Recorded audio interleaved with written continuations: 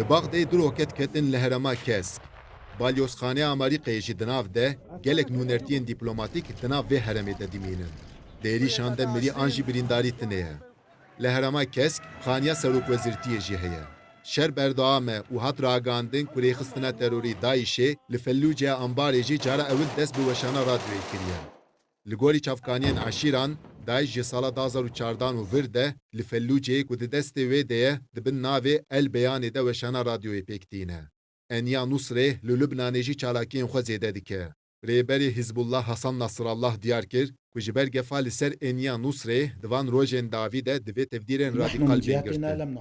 Di van rojên dawîn de di şerê li herêmên çiyayî yên di sînorê Lübnan û Sûrî de gelek milîtanên Hizbullah û Nusreyê mirin.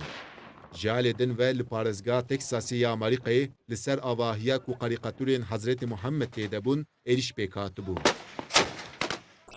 Lêkolînên derbarê mijarê de dewam dikin. Her çi qas Daişê ev êriş hilda be ser xwe jî, lêkolînên rayedarên Amerîkî didomin.